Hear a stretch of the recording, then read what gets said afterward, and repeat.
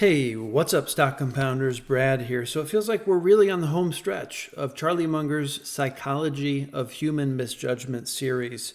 Today we're going to be talking about the 18th cognitive bias, Availability-Misweighing Tendency. So I'm going to start by reading out of Poor Charlie's Almanack, which you can see here right on your screen. This is where to order this book if you don't have it yet. After I read out of Poor Charlie's Almanack, we're going to head over to our favorite AI, ChatGPT, and go a little bit deeper on this tendency. So out of Poor Charlie's Almanack, this mental tendency echoes the words of the song, "When I'm not near the girl I love the girl I'm near." Man's imperfect, limited capacity brain easily drifts into working with what's easily available to it. And the brain can't use what it can't remember or what it is blocked from recognizing because it is heavily influenced by one or more psychological tendencies bearing strongly on it, as the fellow is influenced by the nearby girl in the song. And so the mind overweighs what is easily available and thus displays availability-misweighing tendency. The main antidote to miscues from availability-misweighing tendency often involve procedures, including use of checklists, which are almost always helpful, right? Most of the great investors talk about their investment checklists to make sure they're not missing anything. Another antidote is to behave somewhat like Darwin did when he emphasized disconfirming evidence. What should be done is to especially emphasize factors that don't produce reams of easily available numbers. Okay? Instead of drifting mostly or entirely into considering factors that do produce such numbers. It's so easy as an investor, right, to really focus on quantitative metrics of a business, right? What can be measured? But it's dangerous to, exclusively focus on those things above qualitative factors like culture. There's a lot, within a company's culture that's difficult to quantify. So it's important to consider those things as well. Still, another antidote is to find and hire some skeptical, articulate people with far-reaching minds to act as advocates for notions that are opposite to the incumbent notions. One consequence of this tendency is that extra vivid evidence, being so memorable and thus more available in cognition, should often consciously be underweighed, while less vivid evidence should be overweighed. Still, the special strength of extra vivid images is in influencing the mind can be constructively used. One, in persuading someone else to reach a correct conclusion. Two, as a device for improving one's own memory by attaching vivid images, one after the other, to many items one doesn't want to forget. Indeed, such use of vivid images as memory boosters is what enabled the great orators of classical Greece and Rome to give such long, organized speeches without using notes.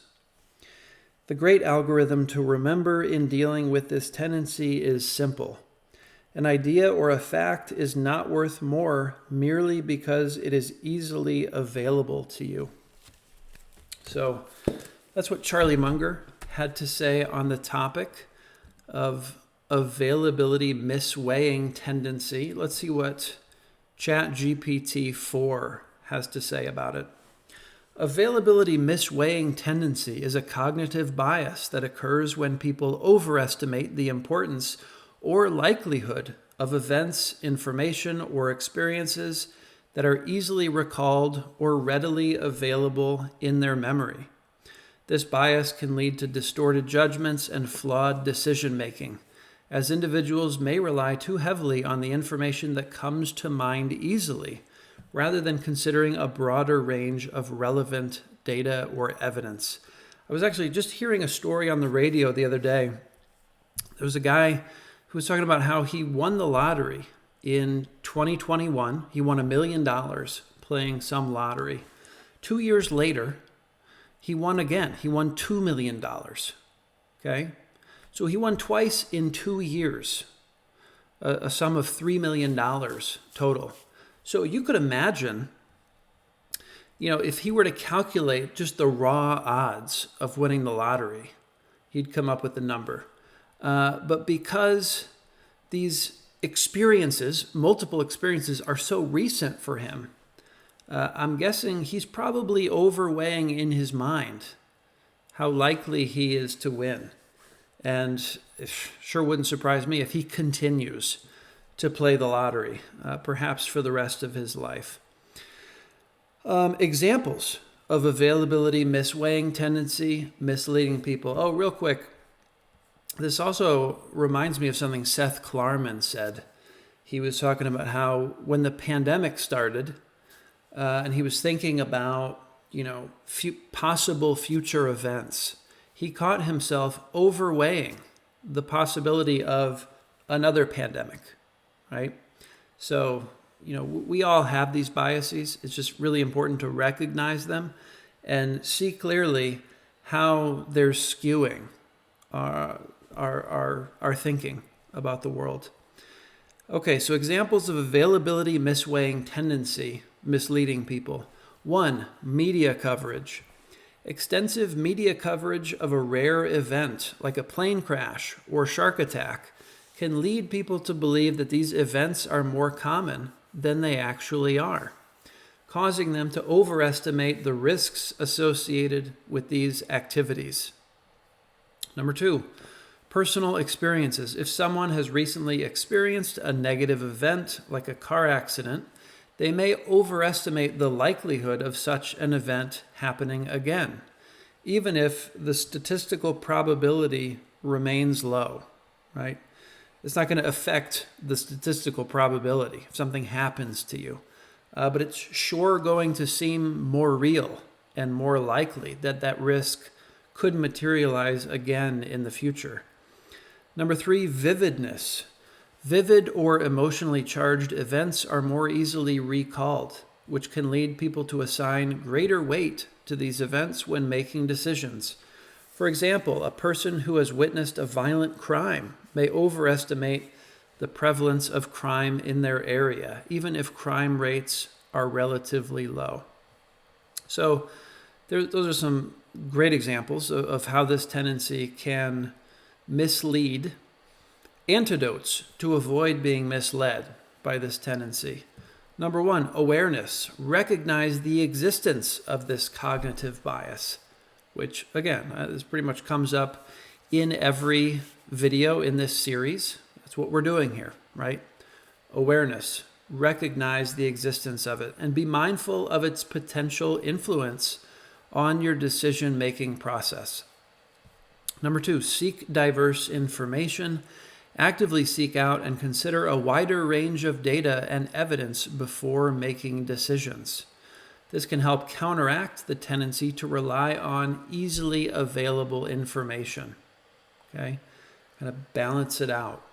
Number 3, use statistics. Make an effort to understand and use relevant statistics when assessing probabilities and risks. This can help provide a more accurate representation of the likelihood of events.